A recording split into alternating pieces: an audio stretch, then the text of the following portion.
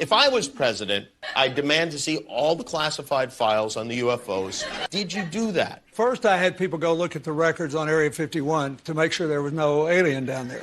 When the Roswell thing came up, I had all the Roswell papers reviewed, everything. I'm trying to tell you I don't know, but if we were visited someday, I wouldn't be surprised. What do we know? We know now we live in an ever-expanding universe. We know that there are billions of stars and planets literally out there, and the universe is getting bigger. We know from our fancy telescopes that just in the last 2 years, more than 20 planets have been identified outside our solar system that seem to be far enough away from their suns and dense enough that they might be able to support some form of life. So it makes it increasingly less likely that we're alone. Oh, you're trying to give me a hint that there are aliens. But first I want to ask you, did you go through the secret files, the UFO documents? You know, it's funny. My daughters asked the very same question. They did? Yeah. Would you be allowed to tell your daughters what was in those files? No. You would not? No. Now that you're out of office, you can do anything you want, right? True, yeah. But I'm not telling you. You're not telling me. When we had your husband, President Clinton, on the show, he said, I asked him about UFOs in Area 51. If I was president, that's the first thing I do. I go right into those files and see what was going on. Right. And he said that he did do that. Yes. And that he didn't find anything.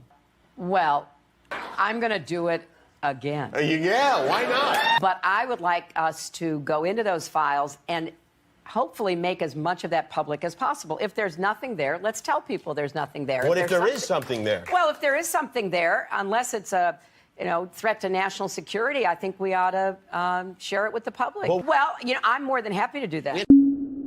If I was the president, and I would immediately race to files about Area 51 and the UFOs, did you do that? That's why you will not be president. The aliens won't let it happen. You reveal all their secrets.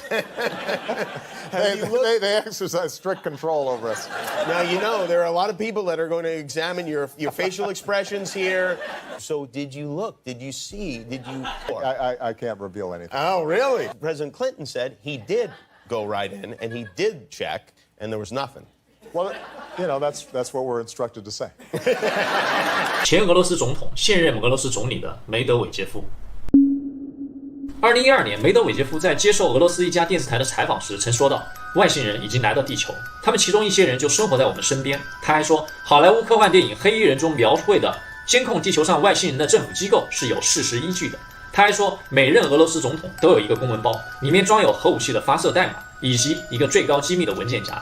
这个文件夹就包含了曾经拜访过我们这个星球的所有外星人信息。Знаете абсолютно все. Ну вот, например. Первый и последний раз.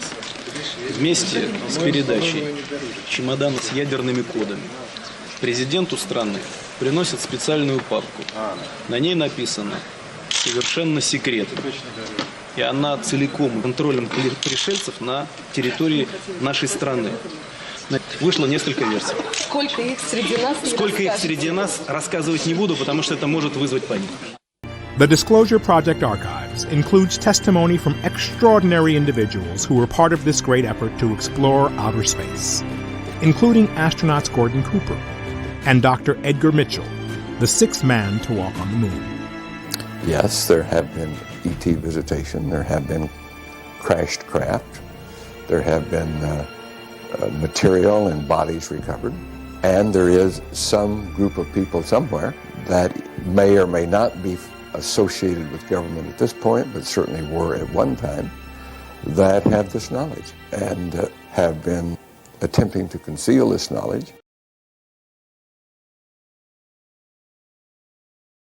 Well, the first question you have to ask is how many species are there?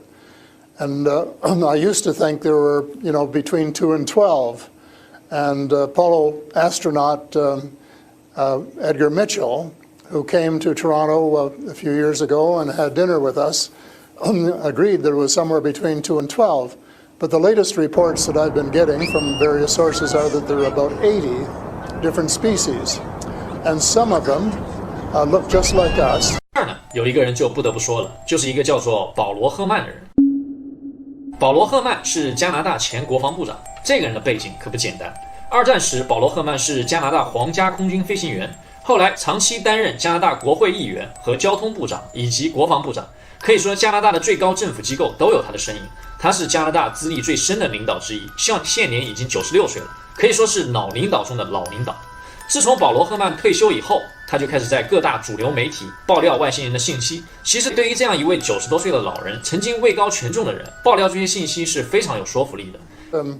They've been visiting our planet for thousands of years, with absolute certainty that forced a lot more activity in the last few decades about that, and the fact that unity, and it affects not just us but other people in the cosmos. It is top secret in a way that the governments aren't talking about it. But if you listen to the whistleblowers and the people who have worked in the industry and who actually tell you what these aliens look like? I mean, the first question you have to ask is how many species are there? Reports that I've been getting from various sources are that there are about 80 different species, and some of them look just like us, and they could walk down the street and you wouldn't know if you walked past one. And they're what we call the Nordic blondes, and also the tall whites. Species that you're describing, are they all different in terms? It's a difficult question to answer because they have different agendas. I would say that nearly all are benign, they're benevolent, they want to help us. There may be one or two species which do not. They come from various places.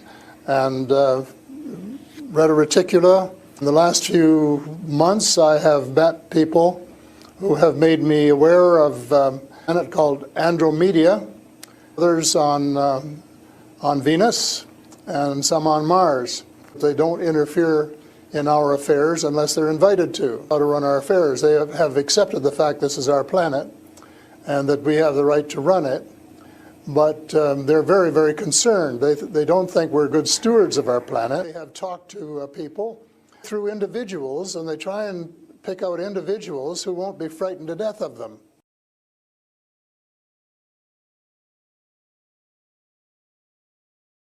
The crew of the carrier Kearsarge goes into action off Midway Island in the Pacific for the return of a hero, Major Gordon Cooper. The capsule door is blown off and Cooper's flight ends, a performance that exceeded the most optimistic predictions. I was having some cameramen film the installation of a precision landing facility we were putting in right on the edge of the dry lake. And the saucer flew right over them and put down 3 little gear and landed out on the dry lake bed. And they went out, picked up their cameras and moved on out toward him filming. And he lifted off, put the gear back in the well and climbed out at a very high rate of speed and disappeared. I was involved in the research and development and doing very classified programs myself, so I knew that we didn't have any vehicles of that kind. The Russians didn't have any of that type either.